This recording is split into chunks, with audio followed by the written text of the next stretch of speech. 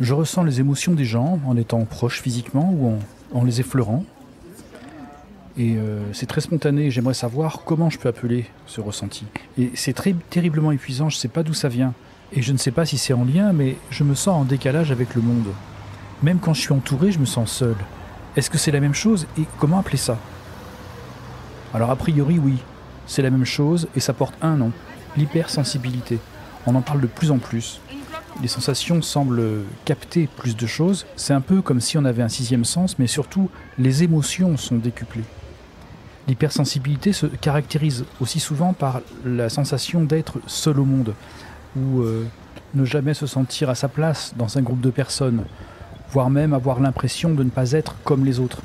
En fait, c'est assez inconfortable, hein.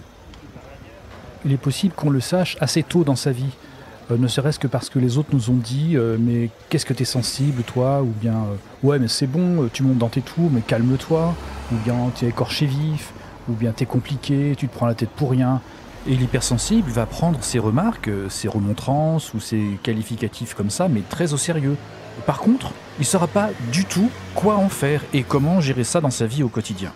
De là, on peut chercher à dissimuler ses réactions émotionnelles assez tôt dans sa vie, ou rentrer dans sa coquille, où on peut aussi douter de la légitimité de ses propres émotions à la longue. Mais beaucoup plus rarement, un hypersensible va renvoyer dans ses 22 quelqu'un qui lui fait ce genre de réflexion. Les réactions à ses remarques seront en tout cas très fortes et plutôt intériorisées. Et c'est vrai, les émotions sont très présentes, donc les réactions sont plus rapides, plus intenses et éventuellement plus angoissées que d'autres personnes. Et ça se traduit aussi lorsqu'on a à choisir. On est vite désorienté, on met du temps à trancher, on peut rester indécis. Et pour être plus réactif, on préfère prendre l'habitude de s'en remettre plutôt au feeling, à ce que l'on ressent, plutôt qu'à des choix uniquement rationnels. Ceci dit, personne ne fait de choix purement rationnels, même quelqu'un qui se dit très rationnel, hein. Mais ce qui reste un point remarquable, c'est d'être sensible aux émotions des autres. On ressent parfois les mêmes émotions, mais on peut aussi traduire les émotions des autres sous forme de flots d'images plutôt que d'émotions directement. On peut ressentir des atmosphères ou bien des parfums qui ne sont pas dans la réalité mais que l'on ressent quand même. Ça peut être aussi des paysages ou des scènes animées comme des souvenirs, mais qui ne seraient pas vraiment des souvenirs personnels, c'est juste des évocations. C'est assez fin finalement comme perception. Mais alors qu'on est simplement en présence d'une personne, on ressent tout ça, ou dans un lieu public, et on ne sait pas pourquoi on perçoit toutes ces choses. En fait, on peut être quasiment autant en contact avec les émotions des autres que les siennes propres. Parce que la personne hypersensible est en empathie. Et quand on est en empathie, on peut comprendre les tracas ou les problèmes de ceux qui nous entourent s'ils nous en parlent, d'abord parce qu'on les a ressentis avant même qu'ils n'aient dit quoi que ce soit. Et comme ceux qui ont des problèmes cherchent souvent des interlocuteurs pour se confier, l'hypersensible va naturellement se trouver dans la situation d'être une grande oreille qui recueille les épanchements des uns ou des autres.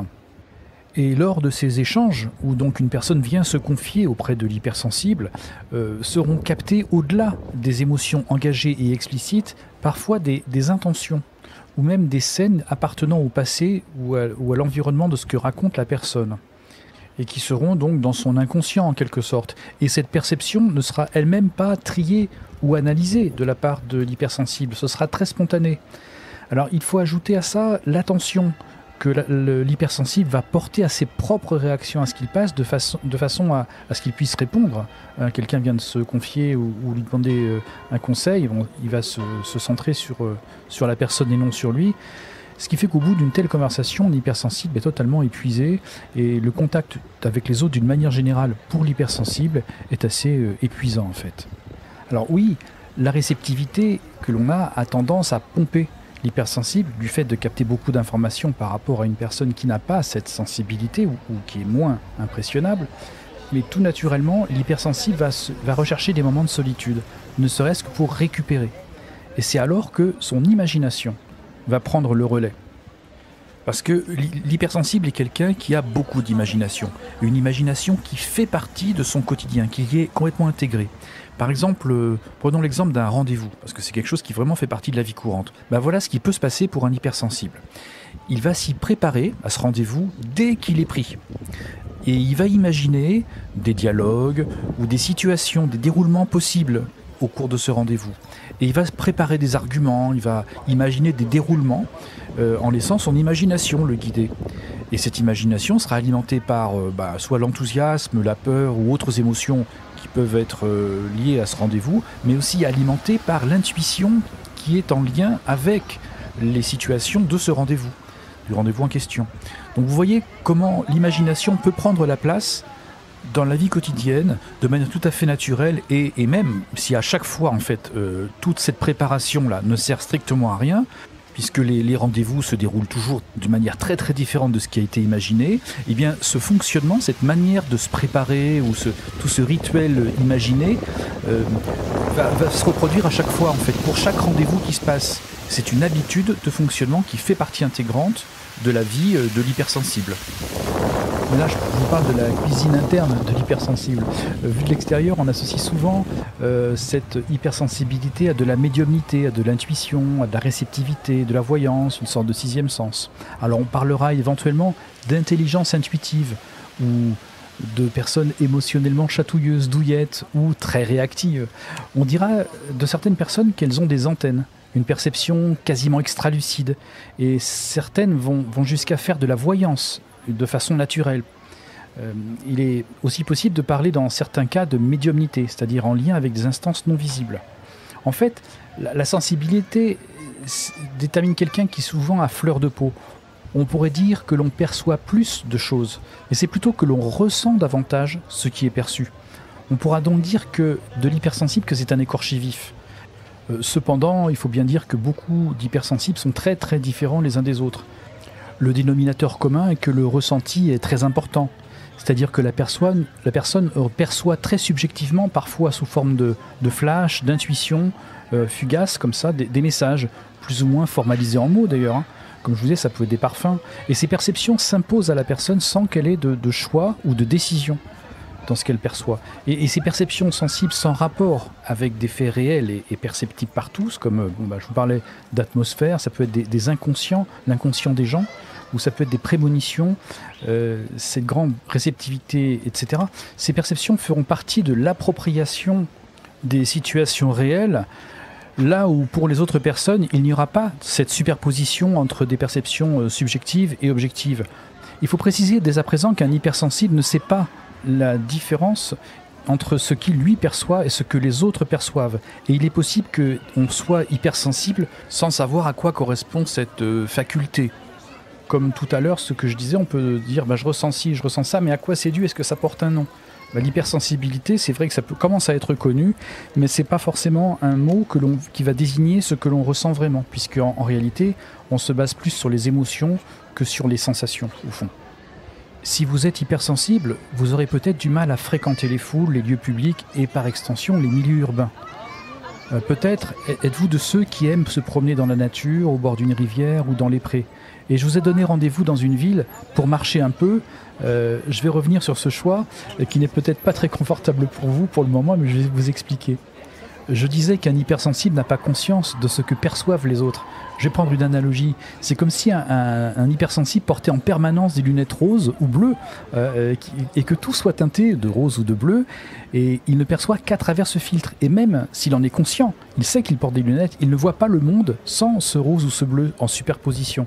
C'est comme un prisme qui va déformer à peu près tout ce qui est perçu, et ça se produit non seulement pour les informations sensorielles, mais aussi pour les informations intellectuelles. Tout est teinté aussi de ces émotions, donc que j'ai dit comme des lunettes rose ou bleu. Ce sont les émotions qui teintent toujours ce qui est perçu, mais en deçà même de l'intellect. Vous allez voir, quand on est dans la rue, on doit se concentrer un peu plus, et déjà ça peut vous aider à mieux suivre ce que je vais dire par rapport à l'hypersensibilité. Mon intervention ne portera pas sur un test qui vous permettrait de savoir si oui ou non vous êtes hypersensible, à quel degré, etc. Par contre, nombre d'hypersensibles ont été guidés par leur hypersensibilité dans des cheminements qu'ils n'attendaient peut-être pas, comme je viens de le dire. Et cette chaîne Recto Verso a pour but de traiter des questions en rapport avec l'ésotérisme, l'occultisme, le nouvel âge, les pratiques et idées en rapport avec ces mouvances, de façon à permettre aux personnes une aide au discernement ou à la prévention si nécessaire. Et nombre d'hypersensibles ont été explorés du côté de l'ésotérisme, l'occultisme, le nouvel âge et tout ce que je viens de raconter. Et mon parcours personnel inclut notamment l'hypersensibilité, et j'ai appliqué les conseils les plus fréquemment donnés, qu'on donne aux hypersensibles, à savoir faire un travail sur soi, ensuite pratiquer la relaxation ou la méditation. Et je vous le dis, mon état n'a fait que s'accentuer lorsque j'ai pratiqué tout ça. Et c'est une fois sorti de toutes ces choses que j'ai pu commencer à vivre avec l'hypersensibilité de manière plus harmonieuse, du moins me sentant être davantage moi-même. Et aujourd'hui, je peux non seulement en parler, mais tenter d'indiquer quelques pistes à suivre pour vivre avec. Alors, ça ne va pas forcément aider tous les profils de personnes hypersensibles. Il paraît que ça représente 20% de la population, pensez donc. Mais poser quelques repères, des warnings en quelque sorte, des signaux d'alerte, dès lors que l'on peut se trouver plus ou moins exposé à des sources qui vont conduire la personne hypersensible dans un processus qui ne va pas l'édifier ou la libérer comme elle le pense, mais au contraire l'amener à se sentir de plus en plus mal, se sentir asservie et finalement elle va se retrouver défigurée en devenant une sorte de caricature d'elle-même. Pour l'hypersensible, en dehors de ses recherches d'expérience de cette faculté d'hypersensibilité, il peut aussi y avoir des recherches dans des domaines qui touchent à l'invisible, cherchant dans ces domaines des éléments de réponse ou des applications à cette capacité à percevoir ce qui est subtil. Et c'est une manière de percevoir qui elle-même est assez subtile, et c'est vrai qu'il n'y a pas beaucoup d'interlocuteurs ou de domaines a priori réservés aux hypersensibles. Par contre, dans ces domaines touchant à l'invisible, il y en a des interlocuteurs. Et chacun de ces interlocuteurs apportera un discours, une grille de lecture qui permettra, alors certes, de trouver des explications, bien entendu, notamment à l'hypersensibilité, mais alors à plein d'autres questions aussi. Et ce sont des propositions très différentes, mais convergentes, qui vont déborder largement le cadre de la réponse à l'hypersensibilité et en fait proposer de nouveaux prismes, tout aussi déformants que l'hypersensibilité elle-même. Alors, je m'adresserai plutôt à ceux qui seront tentés par le passage de l'hypersensibilité inconfortable, car c'est très inconfortable, au statut plus valorisant de voyant, voire de médium. Ces personnes qui chercheront des réponses dans des systèmes construits et souvent un peu totalisants, qui rassurent mais enferment donc. Et si vous connaissez ou vivez avec une personne hypersensible, peut-être que vous pourrez vous aussi aider à mieux vivre ce qui peut être fun dans un premier temps, mais en fait qui peut vite devenir assez compliqué. Quand on est hypersensible, c'est vrai que des choses peuvent devenir assez compliquées à vivre au quotidien. En tout cas, je vous le dis, à mon sens, les hypersensibles ne sont pas du tout des douillets ou des chochottes, au contraire même. Ils peuvent encaisser bien plus que d'autres, et je le prouverai au travers de nos entretiens. Alors, les entretiens de Recto Verso sont conçus pour vous aider, notamment en développant une écoute active. Et je vous propose de vous faire ces entretiens en milieu urbain, donc peut-être a priori dérangeant pour vous si vous êtes hypersensible. Parce que pour un hypersensible, ça voudra dire de se concentrer surtout sur ce qui est dit, en faisant, dans la mesure du possible, abstraction de l'environnement. Alors comme nous sommes sur un enregistrement, vous pouvez bien sûr revenir en arrière si vous sentez que vos pensées se sont égarées entre-temps. J'ai été moi-même hypersensible donc, puis je le suis certainement toujours, mais j'ai pu me rendre compte de cette libération justement ici même, dans ce milieu urbain-là. Alors des fois, il ne suffit pas de se déplacer pour avancer, mais des fois, quand on se déplace, on avance. Alors, dès la prochaine fois, on va partir d'une faculté typique de l'hypersensible, qui est l'intuition, et voir jusqu'où ça nous mène, et tant par l'expérimentation que par la recherche plus intellectuelle. Après, on pourra voir des causes possibles de l'hypersensibilité, d'abord des causes naturelles, puis ce qui peut amplifier aussi cette hypersensibilité. Et à cette occasion, je vous proposerai de décrire le processus occulte et caché, mais bien réel, qui peut se produire lorsque l'on se frotte notamment à l'ésotérisme. On n'est pas obligé d'aller aussi loin que ça, dans tout ce qui sera décrit, c'est pourquoi je vous indiquerai des moments où on peut se dire, là, l'hypersensibilité prend trop de place, bref, indiquer des warnings en quelque sorte. Et pour finir, je vous proposerai des aménagements possibles pour que l'hypersensibilité ne soit plus une source de problème, mais que la vie quotidienne retrouve de la paix, de la joie, ce qu'en fait, bien souvent, un hypersensible cherche depuis le premier jour et ne trouve jamais, ni en lui, ni autour de lui. J'ai essayé de découper au maximum mes entretiens pour permettre de vous concentrer sur un temps raisonnable. J'ai fait de mon mieux. À bientôt. Allez, salut.